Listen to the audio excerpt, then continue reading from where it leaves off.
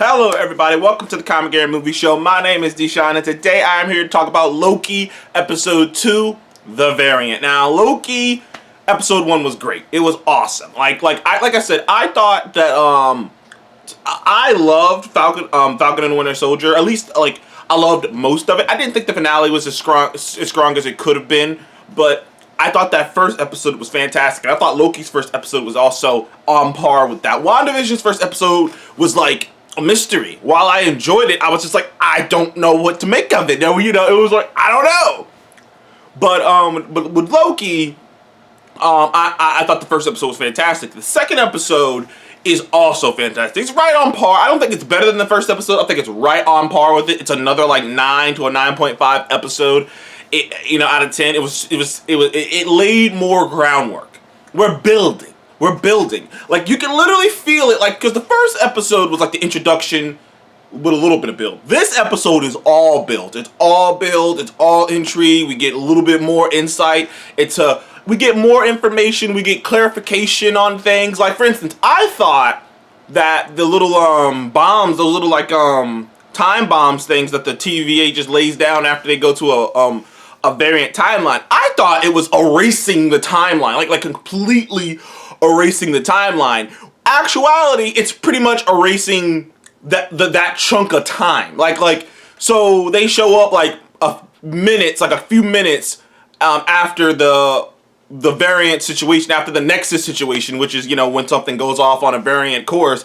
After the Nexus situation starts, they show up almost like minutes after that. So when they show up, they're really just deleting minutes in time. They're not actually deleting, like in your mind you think, they've killed, because I saw some people talking about, they've killed millions of people. Actuality, all they're doing is deleting a small chunk of time.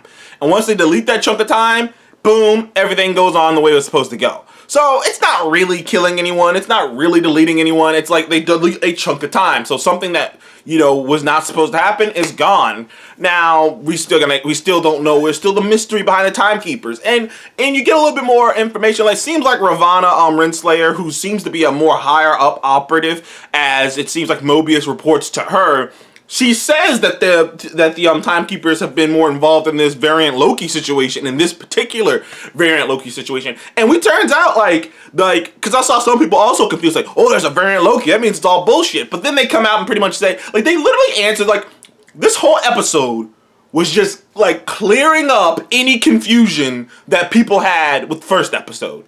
Because I saw some people thought that the fact that there's another variant Loki was like some information, like, oh, that means they're full of shit. But then they come out and say, oh no, there's a bunch of variant Lokis. We've captured a shit ton of variant Lokis. Like, the variant Lokis are the most some of the most common variants we have to deal with. So people, variants aren't that uncommon. It's not uncommon. It's not that crazy. The TVA basically has a perfect track record of hunting these people down before it gets too far out of control. Before it gets too bad to the point where, it's fucking, another multiversal war happens. So variants aren't that big of a deal. There's plenty of variants. There's a shit ton of them. That's why they have such a huge department. That's why I have such a huge complex, because there's a lot of variants on a lot of planets and a lot of locations. So, Loki being a variant ain't that big of a deal, and it's not. And they're being in this Loki variant. It's just this Loki variant in particular has proven himself or herself to be a very big threat, because this variant has been killing TVA. Basically every other variant is just trying to survive, and escape the TVA. This Loki is coming after the TVA. This Loki's coming after the TVA. The first sequence you see in the whole episode is them going to a Renaissance fair or something like that. Just like one of those recreations of medieval times kind of events in 1985. And they show up and they're looking because they think they found the Loki variant. And they go into a tent, and the Loki variant is enchanting everyone's mind. It's enchanting people's minds. Never seen Loki do this before. Never seen Loki have this ability to control other people and make them do stuff from a distance. Because it's shown later on that she's literally controlling them while doing something else. So she's in two places at once. So that's unique. So that's interesting that this Loki can do that. I'm gonna kind of go into full spoilers here because I just want to kind of talk about it. So I'm probably just gonna put spoilers in the title. But yeah, turns out it is exactly what we thought it was. It is a Lady Loki. Now, it may not be because, as some people have pointed out in the credits when they show the actress who played Lady Loki, she's not called Lady Loki. She's called something else. I forgot her name. It's like it starts with an S, so Sorilla or something like that. Either way, her name is the name of Enchantress. Yes, Enchantress. Enchantress is one of Thor's most biggest villains. It's the villain that that in my mind I was always like, I wonder when we're gonna see Enchantress. Like, cause like I mean we've kind of we haven't seen Mangog. We're about to see Gore. I guess, was it Mangog? I think it's Mangog. I guess you haven't seen Mangog either. But Enchantress is just the other big Thor villain. And, it was always interesting because she's a woman. She's in love with him, obsessed with him. There was always an interesting little thing there. So it was so kind of like, okay. So it seems like what they're doing is they're making an amalgamation. Is that she is a version of Loki. But she's a version of Loki who isn't called Loki, who has a different origin, who's doing things differently, who's a woman, who's blonde, a woman, and her skill set is different than his. So it seems like what they're going for is they're going to take Lady Loki and Enchantress and combine them together. Which is something the MCU does all the time. The MCU has been doing that for years. Like, when a character is too complex, well, they haven't really, okay, I take it back. They haven't really done that in a while, okay? But back in the day, especially with Whiplash, and a couple other characters, I think even like Whiplash and a couple other characters, because that's why we never got Crimson Dynamo. Because Whiplash is supposed to be like Whiplash and Crimson Dynamo combined. They take characters and combine them together to form one. And I mean, we'll put it this way. Clearly, they never thought they'd be doing Gore the God Butcher because a lot of people, spoke on it and said that the reason that Hela's powers are very similar to Gore's is because they didn't think they were going to use Gore, so they just made Hela's powers like Gore's. So, the MCU's been doing stuff like that, just picking and, combining stuff for years. But now I think they're doing this with the quote unquote villain of this show. We don't know who the villain is. We don't know who the true villain is. We don't even know if the timekeepers are real. Where it's all up in the air.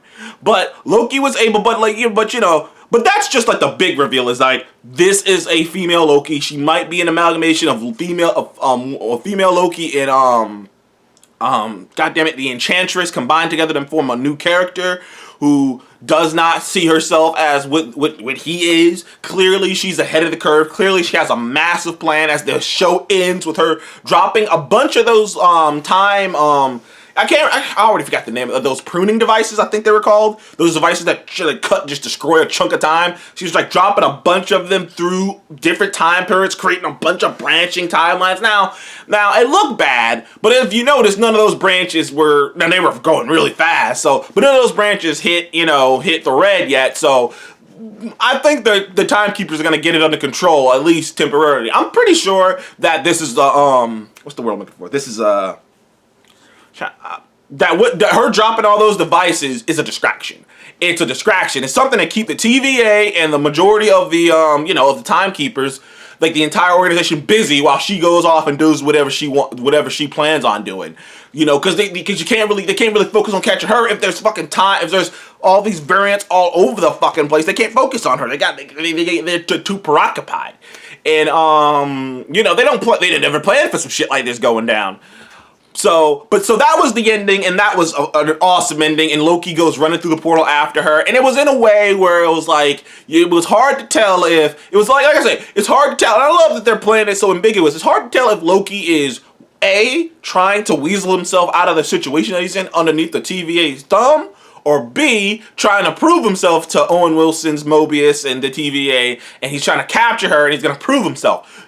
Time will tell. It could go either way. And that's the greatness of this show. I think this show has more unpredictableness than any of the shows. Because while WandaVision was unpredictable in terms of, like, you didn't expect this, once about, like, episode 3, you kind of got it. You were like, okay, so they're doing the sitcoms, it's something to do with Wanda. You're like, okay, it's just going to unpack and it's going to unravel over the course of time. Whereas this, I don't know what Loki's gonna do. He could team with her, he could not team with her, he could fight her, he could chase her, he could go back to the TVA, he could accept that what the TVA is saying is right, the TVA could be full of shit, the timekeeper's gonna be fake. We don't know. It's all ambiguous.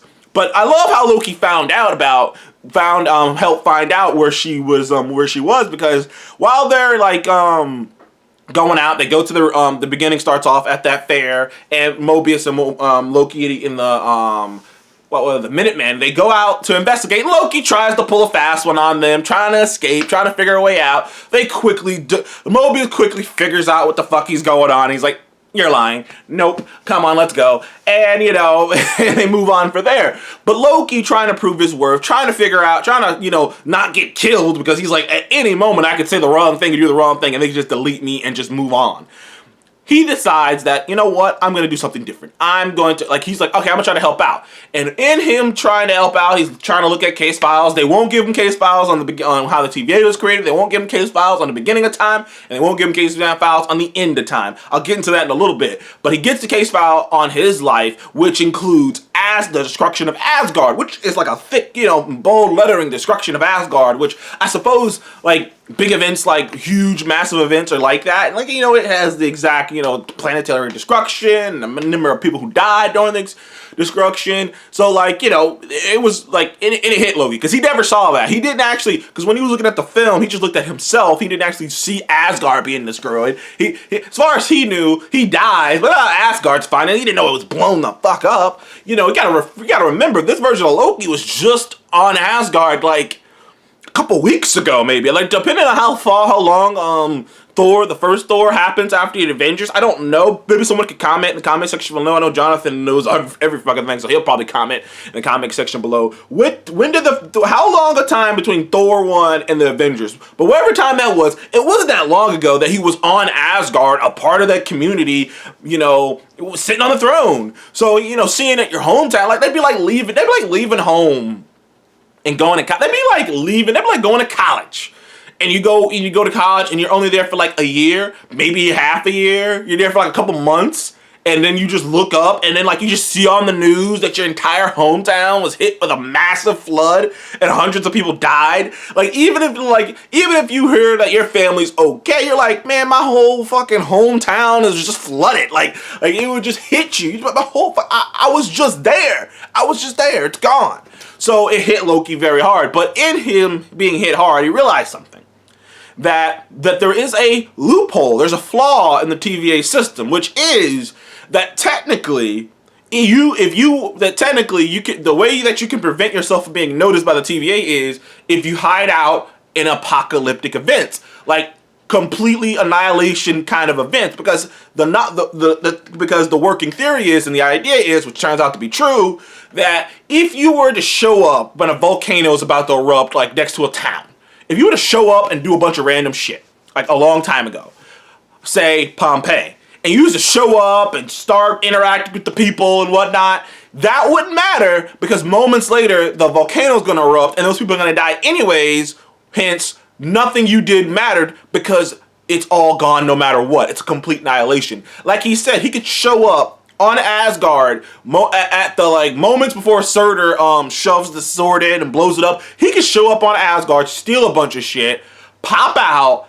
and it wouldn't change the timeline at all, because and jump out with it, and it wouldn't change the timeline, because it's all destroyed anyways. So why would it even affect anyone that it wasn't there? Something being there and being destroyed and not being there, it wouldn't change anything because you dipped out. So they figured out that there's a loophole in TVA that if you can hide out in apocalyptic events, because it doesn't really matter what you change, because all that stuff is about to be erased anyways.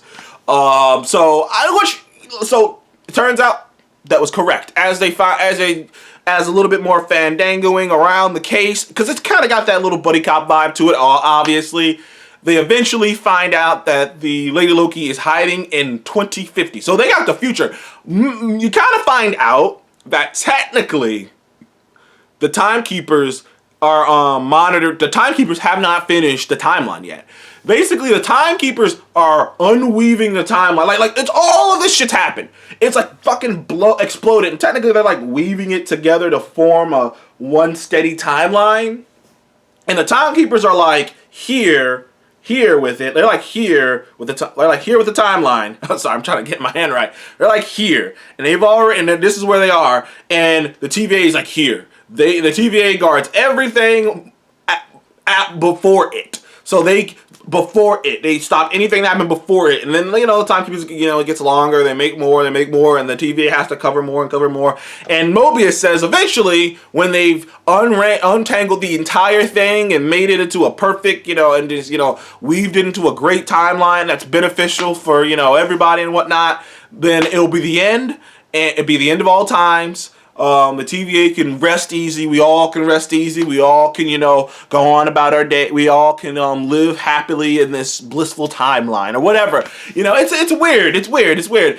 And of course, Loki questions that. And, Owen Wilson's character questions Loki like, well, is it any more ridiculous than you being a god and Odin and the Sky Father and you being a frost giant? Is it any more ridiculous than that?